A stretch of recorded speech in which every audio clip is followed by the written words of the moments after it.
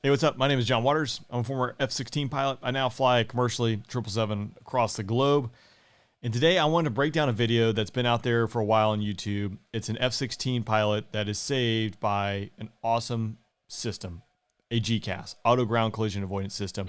Fuel recover.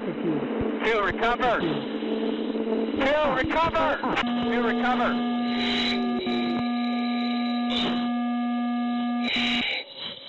It's some technology that's been around for a while, but really hasn't been incorporated into the F-16 or really any modern fighter for that matter until recently. And I'm talking the last 7 years or so.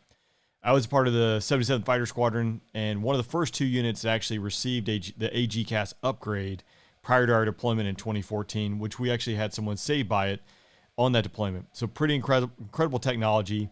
Today I'm going to break down the HUD video, the heads-up display video from that save. We'll watch it through and then I'll back it up. But before we get started here, I'll break down what exactly we're looking at. To orient ourselves, again, the heads-up display of an F-16. Looking around left-hand side of the screen, 476 knots calibrated. That's his airspeed. Over here, 17,290 feet. MSL, mean sea level. Down in the bottom right-hand corner, you got an F with 003.2, and that's the fire control radar. He's got a radar lock, and he's locked out at 3.2 nautical miles of their jet. So this student is going through F-16 initial qualification training. It's been a while since I've done it, but probably somewhere in the neighborhood of 15 to 20 rides into his syllabus. And they're doing high aspect BFM, high aspect basic fighter maneuvering. I don't have any sticks here, but they're starting line abreast. They check away. They gain 3 to 5 nautical mile spacing, basically to the point where they no longer can see, and then call a turn in, fights on. And they're turning in, pointing at one another for a left-to-left pass. So the student here has thrown his jet into an air-to-air master mode using the dogfight switch. So he's gone outboard on the throttle, the dogfight switch. His radar is slewed out, trying to get a radar lock on the adversary. Again, it's done this. They're at 3.2 nautical mile spacing. And now with my talking hands, they've turned in, and now they're setting it for a left-to-left pass. The goal here is to meet at the merge with cornering speed and then maneuver to get into a weapon engagement zone as fast as possible. So for the F-16, cornering speed 330 to 440 knots. That's going to give you the best degrees per second around the circle. So if we're thinking if they're stuck at a level plane, so they can't descend or climb or do anything in the vertical, whoever can race around the circle faster, i.e. get the most degrees per second knocked out, they're going to be able to get their weapon into a zone of employment faster and kill the adversary. Now, obviously, this is not an adversary. It's simulated. It's his instructor pilot. But right now, he's in air-to-air master mode, which has an IR-guided and AIM-9 missile selected, and we'll see him switch over. So right here, he just switched master modes, calling up the AIM-120 to walk around this screen. 481 knots, 0.97 Mach, 3.2 up at the top.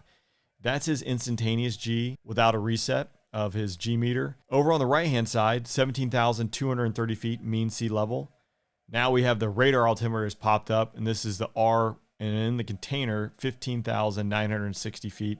That's above ground level. His radar still locked, and he's 2.7 nautical miles away. So he's closed a half nautical mile just in that short time span. So we'll watch this video through, and then I'll back it up and break it down just a little bit more.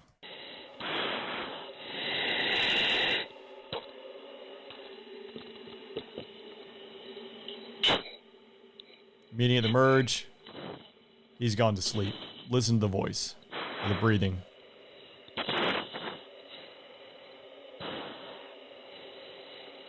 Fuel recover.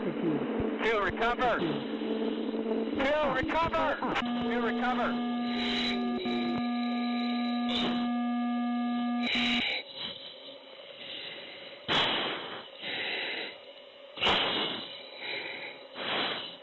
Sully, knock it off. Sully 1, knock it off. Sully 2, knock it off. You get yourself back above the floor.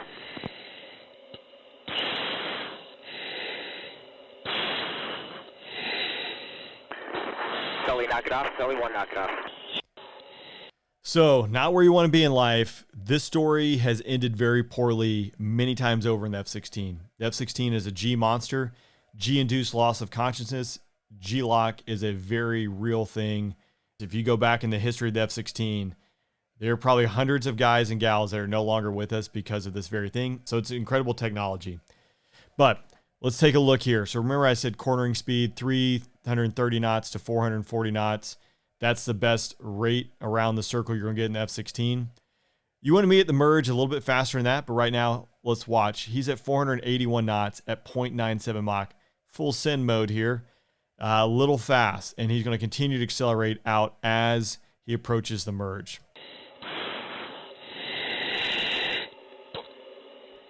Watch the radar ranging. That's ticking down. Obviously, you got two jets going 500 miles an hour pointed right at each other, so that range is going to collapse very fast. He's right now at 495 knots, really committing to sending it here, and just under supersonic, 0.99 Mach.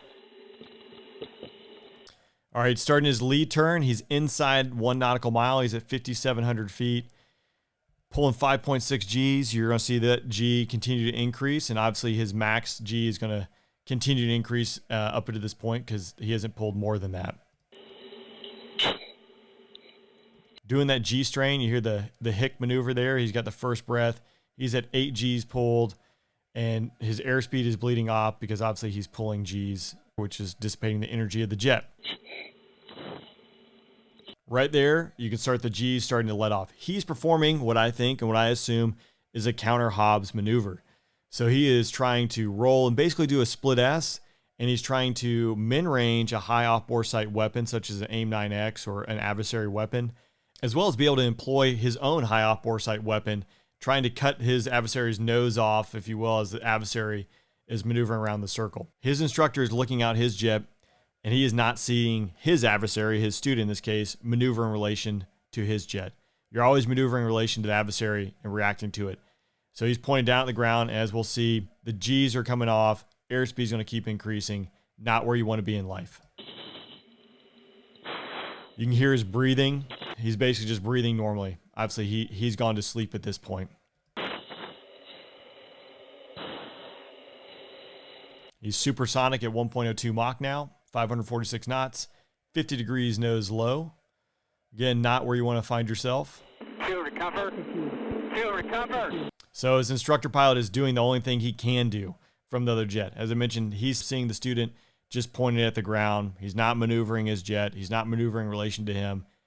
He has seen this. I've known guys who have watched this, and the story ends unlike this one, where it just ends in a hole in the ground. So pretty incredible. You're also seeing from the left and the right, these little triangles pop up. So we call those the chevrons, and those are appearing as part of the Agcas system. And when you're flying down low, we call like the whiskers breathing. It's just letting you know that the jet is getting close to initiating a recovery.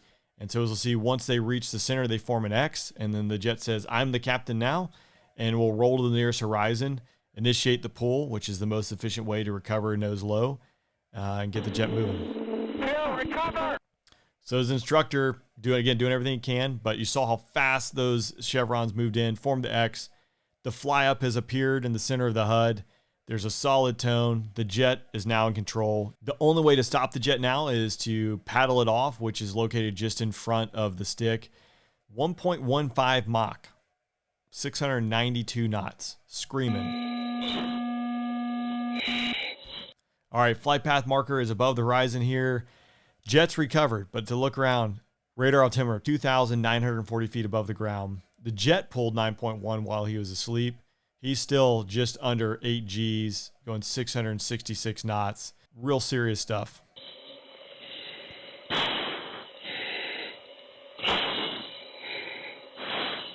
Sully, knock it off. Sully 1, knock it off. Sully 2, knock it off. Right there, you're hearing his instructor pilot getting back into the flow of things, what need to happen, doing the knock it off. I think that's an incredible job because he literally just watched this guy nearly die. The student, it could take anywhere up to a couple seconds to a minute or so to regain consciousness.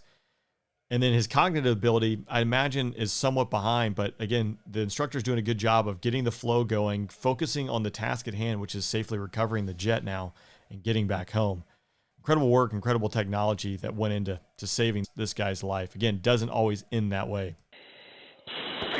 Get yourself back above the floor. Again, you can just hear the difference in the tone of his voice, But if you can put yourself in his shoes, he literally just almost watched this guy die. So pretty incredible technology. I think, again, this story typically does not end well, and this would not end well had this technology not been put in the jet. Now, not every fighter has it. The F-35, I think they're working it into the blocks as they roll more out, and they'll eventually get this upgrade. But it's something that's relatively simple and an easy fix. This was just a software update that allowed this pilot to still be alive. So awesome stuff. With that being said, if you're looking for additional content, check out the Afterburn podcast. If there's something you'd like me to do, drop a comment below. Let me know what you thought of this video. Drop it down below, and then I'll see you next time.